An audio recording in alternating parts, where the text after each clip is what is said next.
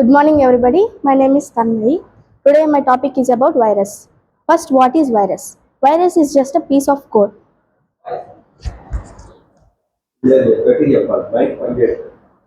Voice is just a piece of code. A piece of code.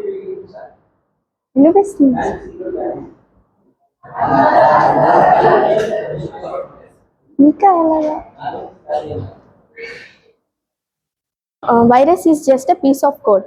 A piece of code ki self-replicate చేసే ability ఉంటుంది.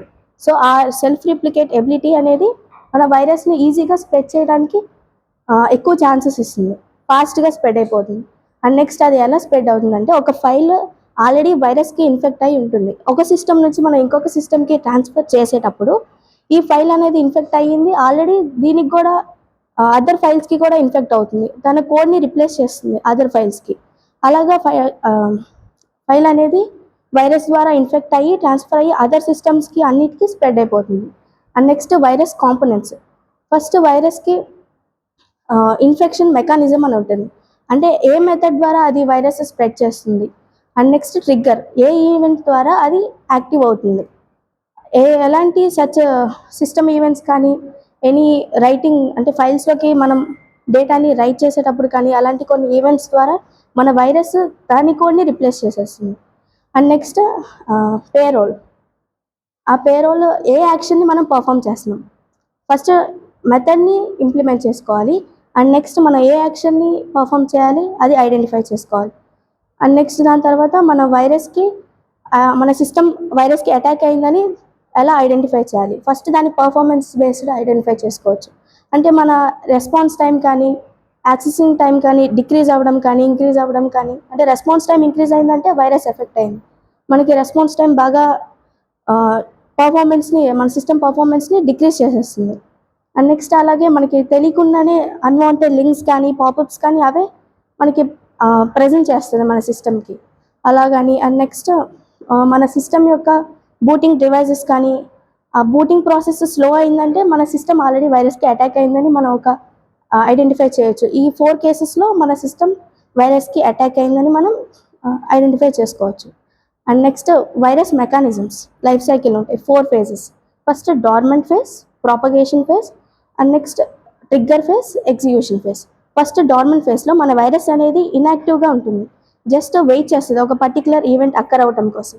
And next propagation ఫేజ్లో మన antivirus సాఫ్ట్వేర్కి తెలియకుండానే అది దాని కోడ్ని అదర్ ఫైల్స్తో రిప్లేస్ చేసుకుంటూ ఉంటుంది ఆన్ గోయింగ్ స్టేజ్లో.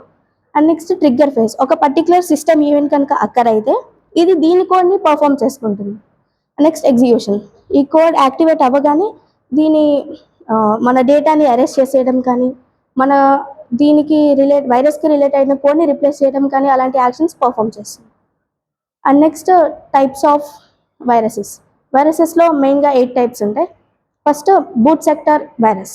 బూట్ సెక్టర్ వైరస్ అంటే ఫస్ట్ మన మాస్టర్ బూట్ సెక్టర్ని, అది బూటింగ్ సెక్టర్ని టార్గెట్ మన బూటింగ్ సెక్టర్ ఓఎస్ని ఇనిషియలైజ్ చేయడానికి యూజ్ చేస్తాం. సో బూటింగ్ సెక్టర్ టార్గెట్ చేస్తే మన ఓఎస్ ఇనిషియలైజ్ అవ్వకుండానే మన సిస్టమ్ మొత్తం వైరస్కి ఇన్ఫెక్ట్ అయిపోతుంది. సో మన సిస్టమ్ లాగిన్ అవ్వడానికి కానీ దేనికి యూజ్ అవ్వదు.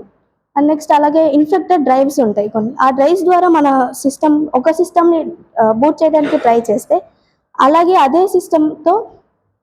అదే డ్రైవర్తో ఇంకొక సిస్టమ్ని బూట్ చేస్తే ఆల్రెడీ ఇన్ఫెక్ట్ అయి ఉన్న డ్రైవర్ అదే సిస్టమ్ని కూడా, అంటే ఇంకా ఒక సిస్టమ్ నుంచి ఇంకొక సిస్టమ్కి ఇన్ఫెక్ట్ అవ్వడానికి మన ప్రోగ్రామ్స్ అన్నిటిని మన యాక్సెస్ని కంట్రోల్ చేసుకుంటానికి ట్రై చేస్తుంది.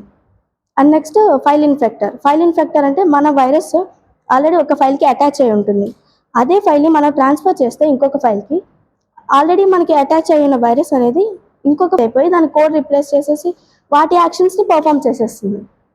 అండ్ నెక్స్ట్ మ్యాక్రో వైరస్ అనేది మెయిన్గా డాక్యుమెంట్స్కి టార్గెట్ చేస్తుంది, ఎందుకంటే మనకి మైక్రోసాఫ్ట్ వర్డ్స్ కానీ, ఎక్సెల్స్ కానీ డాక్యుమెంట్స్లోనే రాస్తాం. ఆ డాక్యుమెంట్స్ అనేది మ్యాక్రో లాంగ్వేజ్లో ఆల్రెడీ రిటర్న్ ఉంటాయి, ఆ మ్యాక్రో లాంగ్వేజ్లో మ్యాక్రో వైరస్ అటాక్ చేస్తుంది. సో దట్ మన సిస్టంలో అన్ని డాక్యుమెంట్స్ని ఇది అటాక్ చేసేసి సిస్టమ్ యొక్క కంట్రోల్ని గెయిన్ చేసుకుంటుంది.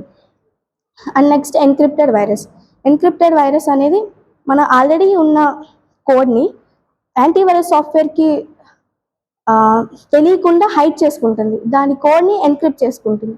అండ్ ఈచ్ టైం అది దాని కోడ్ని రిప్లేస్ చేసేటప్పుడు దాని డిఫరెంట్ కీ ప్యాటర్న్ చేంజ్ చేసుకుంటుంది. అంటే కోడ్ ఒకటే ఉంటుంది, బట్ అది డిక్రిప్ట్ చేసుకునేటప్పుడు అన్ని న్యూ కీస్ని తీసుకుంటుంది. అండ్ నెక్స్ట్ స్టెల్త్ వైరస్ అనేది మన యాంటీవైరస్ సాఫ్ట్వేర్కి దొరకకుండా స్పెషల్గా డిజైన్ చేస్తారు. దీని నుంచి మనం ఎలా అవాయిడ్ చేయాలి అంటే మన సాఫ్ట్వేర్కి యాంటీవైరస్ సాఫ్ట్వేర్కి దొరకకుండా మన డేటాని మన కోడ్ని అంటే వైరస్ యొక్క కోడ్ని చేయొచ్చు అని అలా డిఫరెంట్గా హైడ్ చేసి ఒక కొత్తగా స్పెషల్గా డిజైన్ చేస్తారు యాంటీవైరస్ సాఫ్ట్వేర్ డిటెక్ట్ చేయకుండా. అండ్ నెక్స్ట్ పాలిమార్ఫిక్ వైరస్ అంటే మనకి యాంటీవైరస్ సాఫ్ట్వేర్కి కోడ్కి మన వైరస్ కోడ్ ఒకసారి రిప్లేస్ అయిన తర్వాత నెక్స్ట్ టైం రిప్లేస్ అయినప్పుడు దాని కోడ్ని అది చేంజ్ చేసుకుంటుంది, జస్ట్ సమ్ మోడిఫికేషన్స్ చేస్తుంది. లైక్ దాని ఒక 2-3 ఇన్స్ట్రక్షన్స్ని స్వాప్ చేయడం కానీ అలా ఇన్స్ట్రక్షన్స్ని స్వాప్ చేసి దాని కోడ్ స్ట్రక్చర్ని చేంజ్ చేసుకుంటుంది. అది జస్ట్ ఫంక్షనాలిటీ మొత్తం సేమ్ ఉంటుంది, బట్ దాని కోడింగ్ డిఫరెంట్గా కోడింగ్ స్ట్రక్చర్ అనేది డిఫరెంట్ ఉండటం వల్ల మన యాంటీవైరస్ డిటెక్ట్ చేయడానికి కొంచెం డిఫికల్ట్గా ఉంటుంది. అండ్ నెక్స్ట్ మెటామార్ఫిక్ వైరస్ అంటే పాలిమార్ఫిక్లో ఓన్లీ జస్ట్ 2-3 స్టేట్మెంట్స్ని స్ట్రక్చర్ని చేంజ్ చేస్తాం. మెటామార్ఫిక్లో మొత్తం హోల్ కోడ్ని చేంజ్ చేస్తాం, బట్ ఫంక్షనాలిటీ అనేది సేమ్ ఉంటుంది. జస్ట్ ఫంక్షనాలిటీ సేమ్ ఉంటుంది, బట్ కోడ్ మొత్తంని ఎంటైర్ కోడ్ని రిప్లేస్ చేస్తుంది. సో ఇది యాంటీవైరస్ సాఫ్ట్వేర్ డిటెక్ట్ చేయడానికి చాలా డిఫికల్ట్గా అనిపిస్తుంది. అండ్ నెక్స్ట్ ఈమెయిల్ వైరస్ అనేది ఎక్కువగా ఈమెయిల్స్ ద్వారా పాస్ అవుతుంది. అండ్ మనకి ఫస్ట్ బేసిక్ ఈమెయిల్ వైరస్ వచ్చినప్పుడు అటాచ్మెంట్స్ ద్వారా వైరస్ అనేది స్ప్రెడ్ అవుతుంది. ఫస్ట్ ఎవరైనా ఈమెయిలర్స్ తన మెయిల్ ఓపెన్ చేసి ఆ అటాచ్మెంట్ లింక్ కానీ ఏదైనా అటాచ్మెంట్ క్లిక్ చేసినప్పుడు ఆ వైరస్ అనేది అటాక్ అవుతుంది. ఆ వైరస్ మనకి ఫస్ట్ అటాక్ అయినా కానీ ఐపీ అడ్రసెస్ ఉంటాయి కదా, డిఫరెంట్ యూజర్స్కి సెండ్ చేస్తాం. డిఫరెంట్ యూజర్స్కి సెండ్ చేసిన మెయిల్స్ యొక్క ఐపీ అడ్రస్ కూడా తీసుకొని వాళ్ళ మెయిల్స్ని కూడా ఇదే కంట్రోల్ చేయడానికి ట్రై చేస్తుంది. అండ్ నెక్స్ట్ ఈమెయిల్ వైరస్కి నెక్స్ట్ అడ్వాన్స్డ్గా ఇప్పుడు జస్ట్ మనం మెయిల్ ఓపెన్ చేస్తే చాలు వైరస్ అనేది స్ప్రెడ్ అయిపోతుంది. మనకి ఉన్న ప్రోగ్రామ్స్ కానీ ఫైల్స్ కానీ అన్నిటిని ఇదే హ్యాండ్ ఓవర్ చేసేసుకొని నెక్స్ట్ దాని పీస్ ఆఫ్ కోడ్ని దీన్ని రిప్లేస్ చేసేస్తుంది. మన ప్రోగ్రామ్ కోడ్ని ఈ వైరస్ కోడ్గా రిప్లేస్ చేసేసి దాని యాక్షన్స్ని పర్ఫామ్ చేసేస్తుంది. అండ్ నెక్స్ట్ వైరస్ కిట్స్ అంటే ఫస్ట్ మనకి వైరస్ కిట్స్ అంటే ఏంటి? వైరస్ కిట్స్ అంటే సాఫ్ట్వేర్ టూల్స్. మన ప్రోగ్రామర్ కానీ ఎవరైనా వైరస్ క్రియేటర్స్ ఈ వైరస్ కిట్స్ ప్రొవైడ్ చేసే టూల్స్ యూస్ చేసుకొని మన వైరస్ని క్రియేట్ చేస్తారు. ఆ వైరస్ని క్రియేట్ చేయడానికి ఒక ఇండివిజువల్ పర్సన్ ఈ వైరస్ టూల్స్ యూస్ చేసేసుకొని అడ్వాన్స్డ్ ప్రోగ్రామింగ్ నాలెడ్జ్ లేకపోయినా కానీ ఈజీగా క్రియేట్ చేయొచ్చు. ఎందుకంటే ఈ సాఫ్ట్వేర్ టూల్స్ అనేవి మన యూజర్ ఫ్రెండ్లీగా ఉంటాయి. మన యూజర్స్ ఇంటరాక్ట్ అవ్వగానే వైరస్ అనేది స్ప్రెడ్ అయిపోతుంది. ఇలా వైరస్ని ఈజీగా సాఫ్ట్వేర్ యూజర్ ఫ్రెండ్లీగా పర్ఫామ్ చేసుకొని మన ఇండివిజువల్ యూజర్స్ ఈజీగా క్రియేట్ చేయొచ్చు. అండ్ నెక్స్ట్ మన వైరస్లో డిఫరెంట్ ఫేజెస్ ఉంటాయి. ఈ యాంటీవైరస్ మన వైరస్ని డిటెక్ట్ చేయకముందే మనం ఇంకొక కొత్త వైరస్ని క్రియేట్ చేసేస్తారు మన వైరస్ క్రియేటర్స్. సో ఇలా కొత్త వైరసెస్ రాగానే యాంటీవైరసెస్ కూడా కొత్త అప్డేట్ వర్షన్స్ అన్నీ అక్కర్ అవుతూ ఉంటాయి, లైక్ టెక్నాలజీ ఇప్పుడు ప్రజెంట్లో. నెక్స్ట్ యాంటీవైరస్లో ఫస్ట్ మనం ఎలా డిటెక్ట్ చేయొచ్చు సాఫ్ట్వేర్ని? ఫస్ట్ ఆ వైరస్ ఎలా అటాక్ అవుతుంది ఐడెంటిఫై చేయాలి.